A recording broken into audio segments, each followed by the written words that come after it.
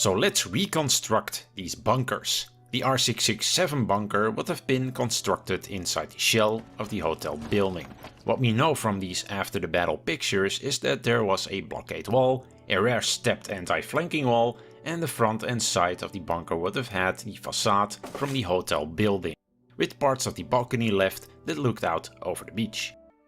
The construction of the main bunker would have pretty much looked something like this, starting with the removal of the top floors of the hotel, placing the blockade wall that would have run all the way to the hill, removing half of the first and second floors, leaving the steel beams of the building to integrate that into the construction of the new bunker, placing a rare stepped anti-flanking wall to the side and dressing that up with stones, and the same goes for the blockade wall.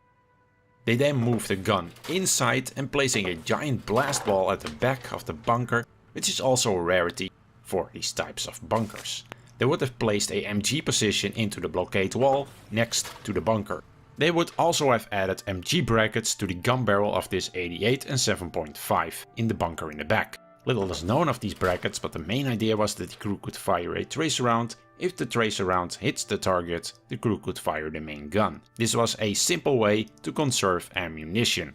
But let's get back to the camouflage job. To actually top it off, the Germans would have reused more stones from the hotel to build up fake walls on top of the second floor and the bunker, adding fake doors and windows where needed. It's not known if the position was actually finished, and maybe the idea was to add a fake roof later on. The bunker in the back would have been a modified Doppelschartenstand. It would of course have anti-flanking walls, which would be later on camouflaged with stones and sand. It would have had a 7.5 cm anti-tank gun, which could fire either onto the right or left side of the full length of the beach. They actually designed a slit into the bunker wall so that the barrel of the gun actually could swivel through 360 degrees. In the back, the bunker would have been extended to house an FT-17 turret all the way on top, which would have had its own flanking wall. It would also have had a trench system to the back and an MG position built into the tank wall to the right.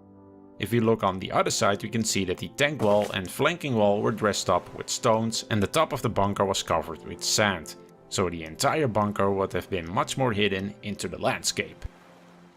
But that's pretty much it for this video. If you look onto this complete story, we still have to learn a lot about this strong point. And the mere lack of information sort of reflects the chaos this battle was, because it's unknown what happened to these bunkers and how they were eventually destroyed.